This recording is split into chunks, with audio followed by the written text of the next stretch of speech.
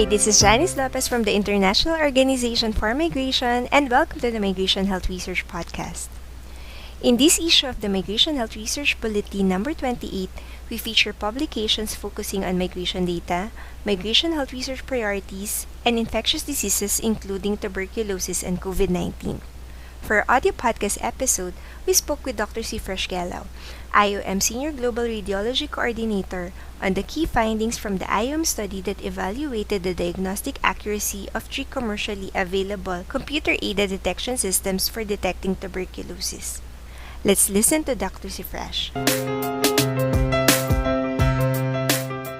Can you walk us through the purpose of the study?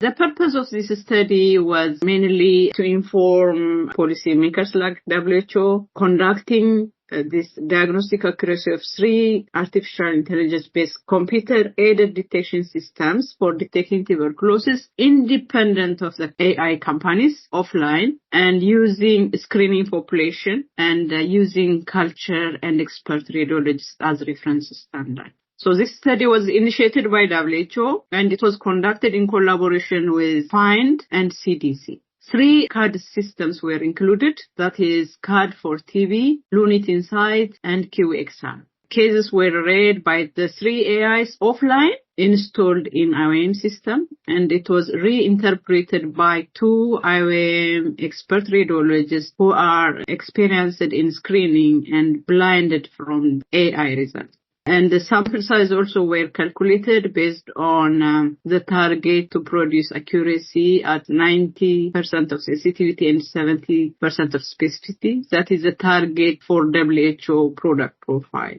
The performance were evaluated against microbiological and radiological reference standard using receiving operating characteristic curve and estimates of sensitivity and specificity at different CAD thresholds, including target product profile for WHO, but also the thresholds recommended by the companies and the sensitivity and specificity of the expert radiologists.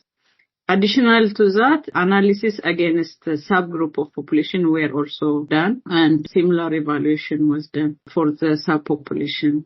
2,800 plus cases were included in the data set, both against radiological reference standard and microbiological reference standard. And the screening for this population were done in migration assessment clinics in 18 different countries.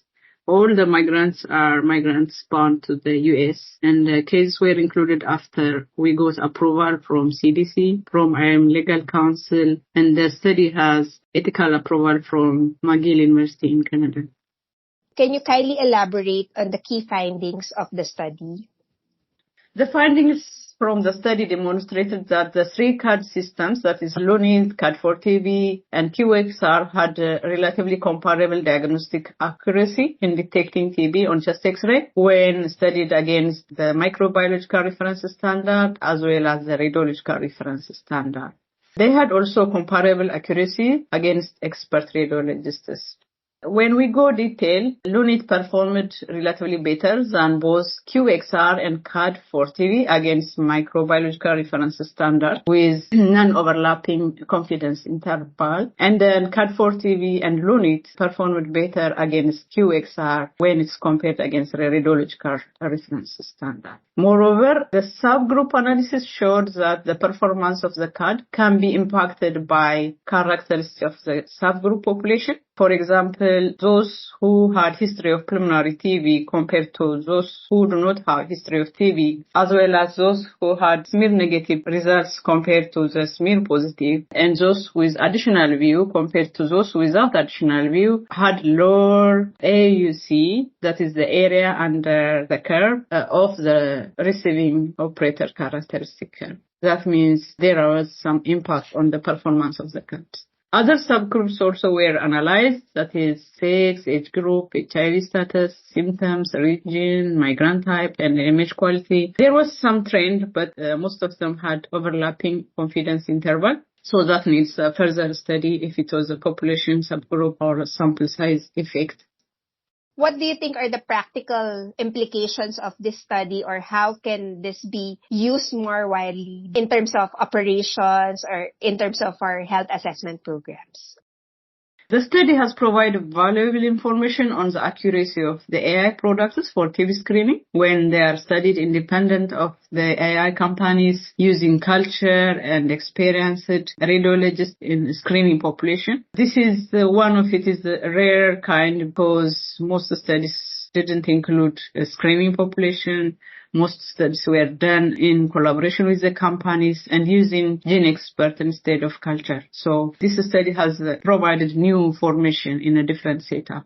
And the study result can provide information for decision makers how to possibly select optimal threshold for this operational use of the AI. As you may know, the AI doesn't operate similar to the radiologist. It gives a scoring, 0 to 100 or 0 to 1. So the main challenge of using the AI is what is the threshold to say there is TB or there is no TB. So that also needs to be determined by research, and this research can give some indication how to use this threshold. This study also has indicated that the possible use of AI in remote high TB prevalence areas where access to radiologists can be limited, such as TB screening for National TB Program, or it can be used for radiologists as aid or as a quality control program. So considering that, this result has been presented to WHO experts group for TB. WHO has used this result, actually among other studies done by FIND and Stop TB, and has updated their consolidated TB guideline on TB screening, and have now recommended that CAD can be used in place of human readers in interpreting digital X-rays for TB screening individuals aged 15 years and above. And they have also started the process for pre-qualification of each CAD vendors. They also finished that process, I believe.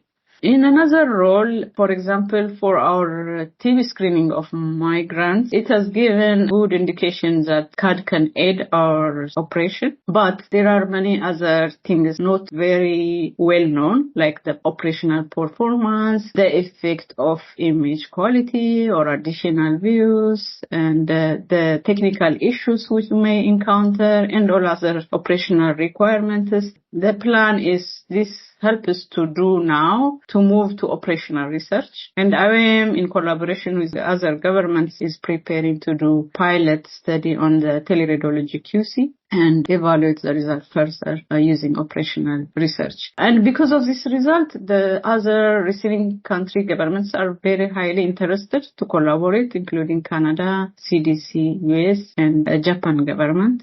So we are also collaborating on this. We hope we will give also more information how this AI will be used in our operation. This information may help to revise technical instructions and incorporate use of AI in the future in migrant health assessment systems and so on. It has also given good information for national TB programs in different countries and researchers who are doing research because IOM has big data, big migrant data, which is not available in any of other companies or research institutes. For researchers to do next step research, this is a good information for them. Also for the AI companies themselves, for improving their product, for further enhancing based on the findings. With this study, we expect the next versions of the AI products also can be better version because now they have a clue which is working and which is not working. The intended users of this study are very wide. Thank you very much, Dr. Sifrash, and thank you all for listening. Please feel free to share feedback with us. See you in the next podcast.